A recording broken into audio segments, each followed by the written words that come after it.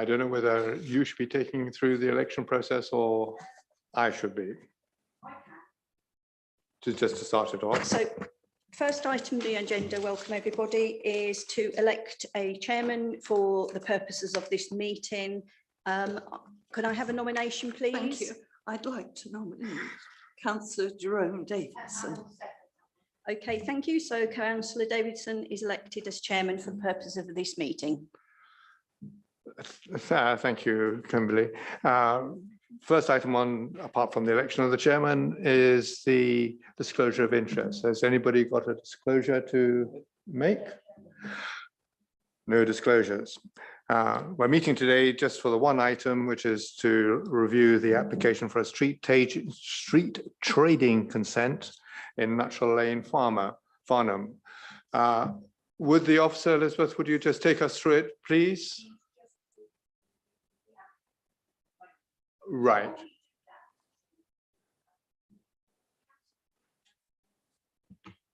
While we're doing that, Councillor Ellis did point out that the location map was not fantastic, that she couldn't quite work out where things were from that location map. So for the purposes of the committee, I have pulled up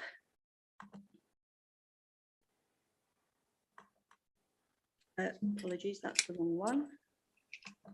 I looked it on Zoom. Hello, apologies for that. I've just spoken to the applicant. He is not coming. He's not coming, thank you. He's not coming. Okay. Would you like me to present when we start? Yes, please do. Yeah. Good morning, committee members. We're here this morning to discuss the trading application of a business known as Stable and Ground. Which operates in Nutshell Lane in Farnham. During the course of the consultation period, we received 4 comments of general support, which also included some observations about the location of the vehicle, 5 comments which were in full support and 1 objection. I did clarify with the objector last week if they wish to uphold their objection, they confirmed that they do. Due to the objection being received, the application needs to be determined by the licensing committee in line with our street trading policy rather than at officer level. If you do have any questions, please let me know.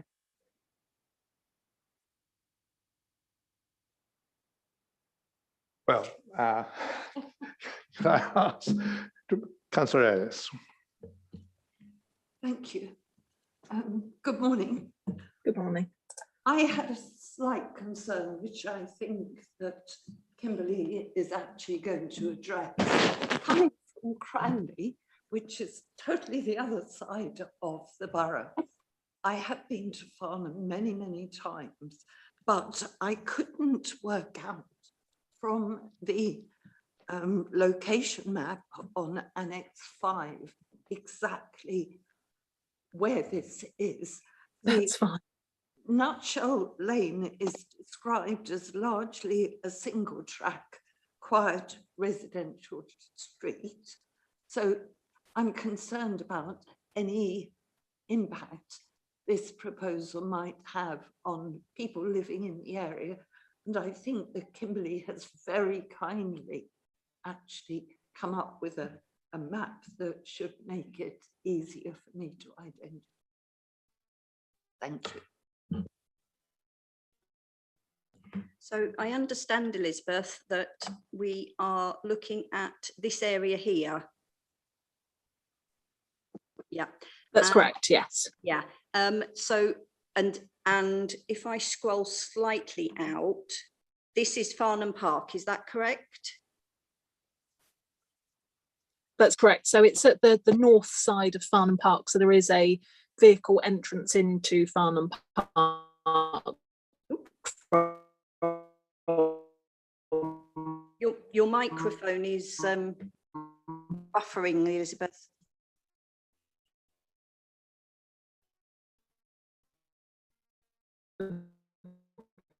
Could you repeat that, please, Elizabeth? We completely lost what you're saying.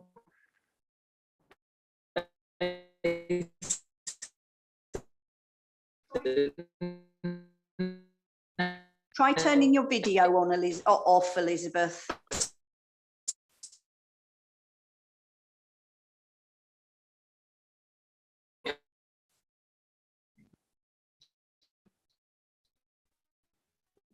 No, we've lost you completely.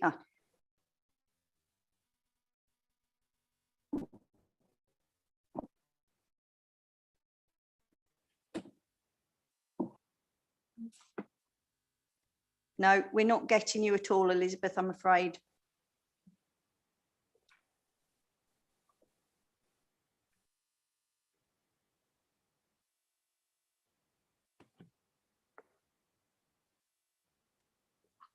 So while she tries to sort herself out, so yes, so from what I understand, this is Farnham Park, the large area here, and that there's an entrance somewhere here from Nutshell Lane Parkside.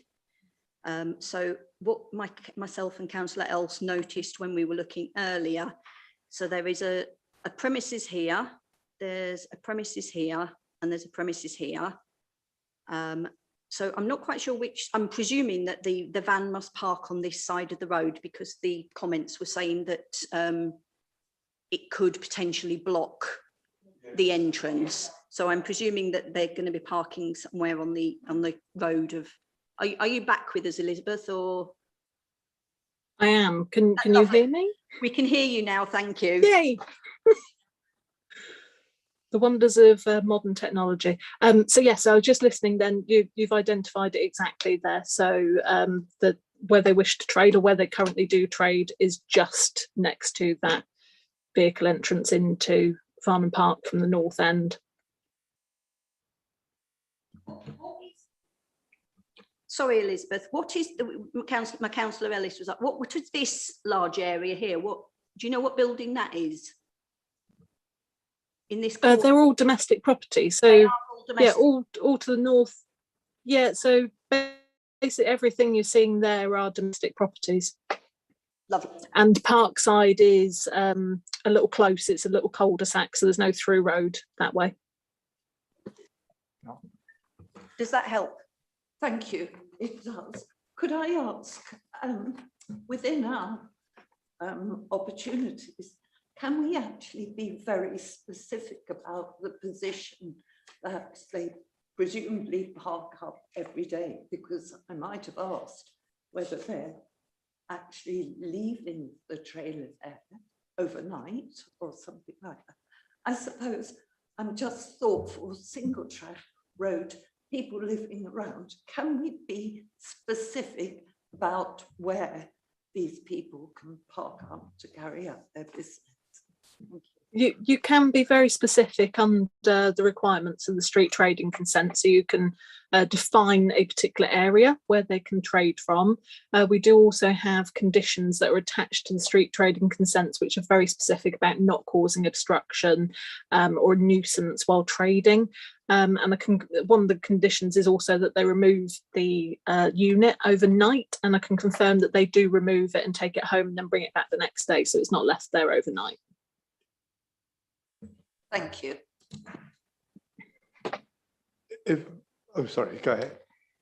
Can I ask you, Elizabeth, if they've been trading before, are they still serving the same food? Because it said it was just hot and cold drinks, because I don't know this one, and snacks and cakes. And Councillor Ellis and I were slightly concerned about what are snacks? Are they hot snacks, smelly hot snacks, or cold snacks?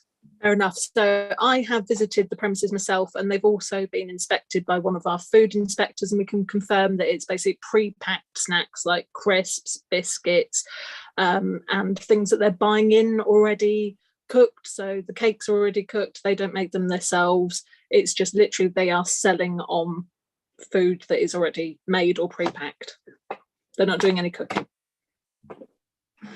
If I could follow on from that question, if I may, the applicant has already been operating there, as I understand it, and this is just an extension of their operational requirements.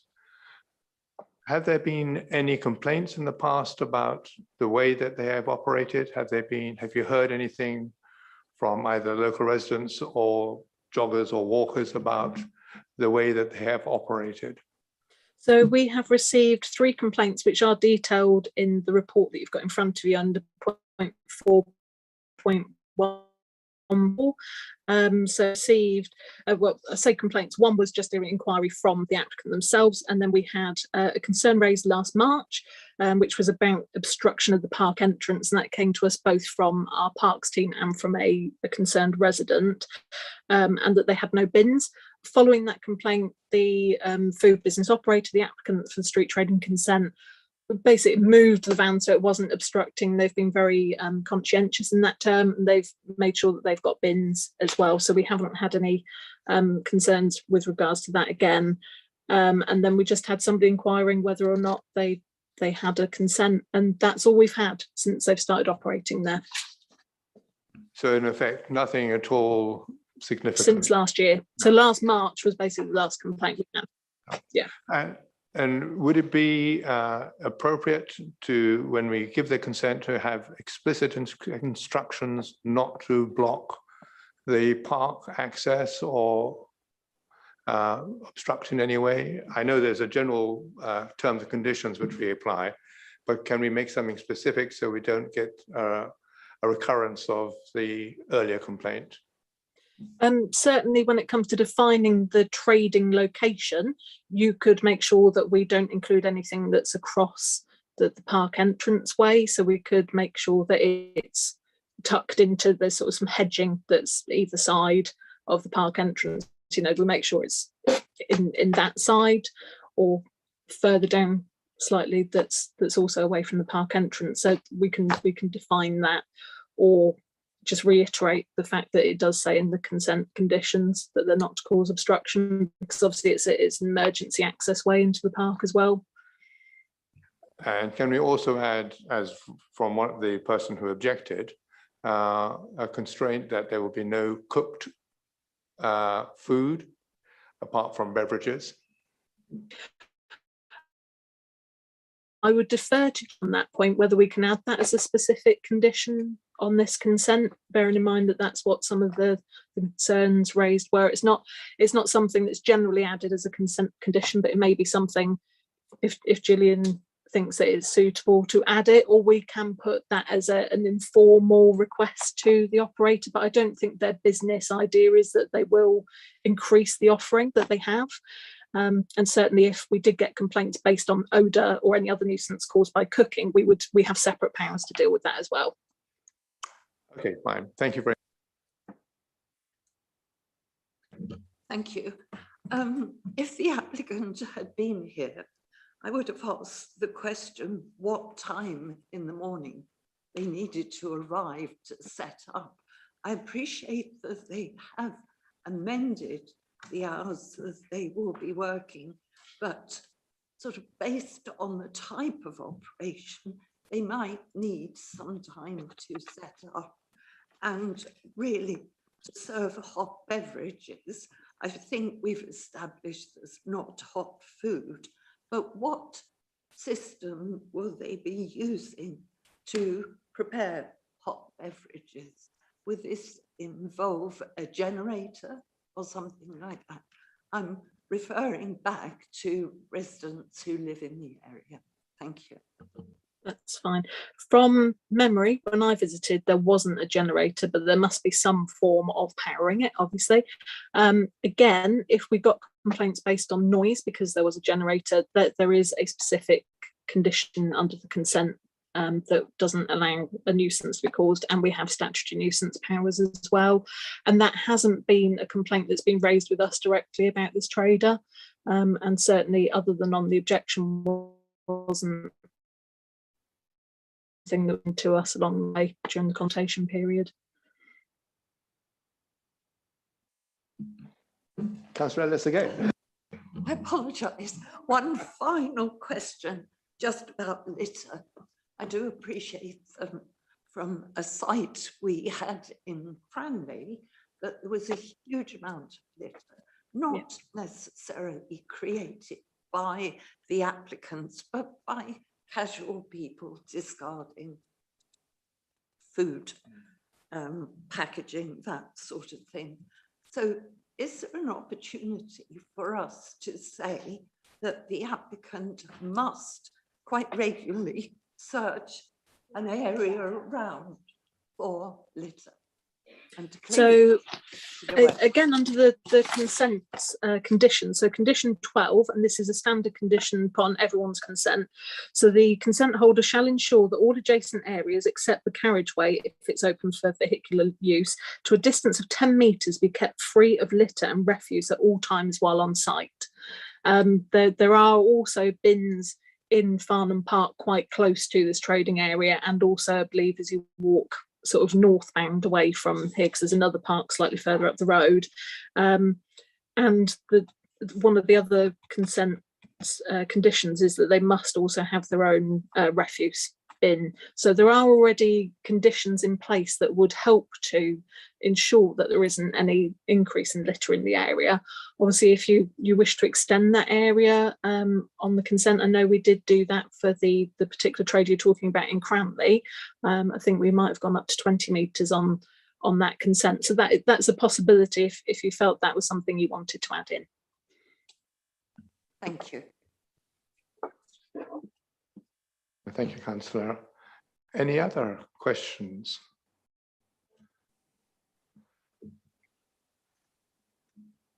I think,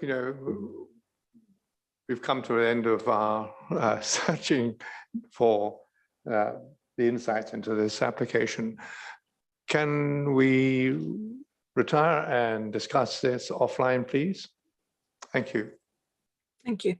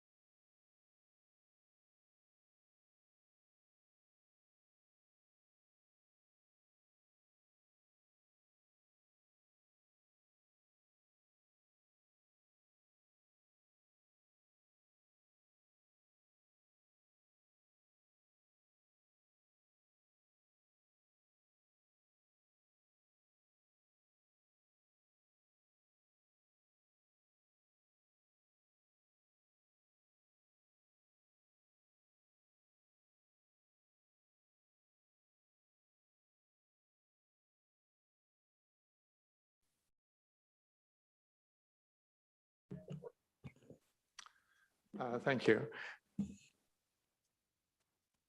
After due consideration, we believe that the applicant should be able to go ahead, but we would like to add, as results of feedback from the complainant, one additional extension of the conditions to add that on section 16, that I think it's section 16, that the applicant should arrive no longer than 1 hour before, and of course exit 1 hour after the licensed hours. We believe that the concerns raised by the resident can be adequately covered by the conditions, and whereas those which could possibly arise subsequently, like noise or smell or odor from the operation, there are remedial mechanisms available to the council to control those. So I feel that there really is no solid sounds for objecting to this application, and I believe that it should go ahead, and wish the applicant all success in his future operations. Thank you.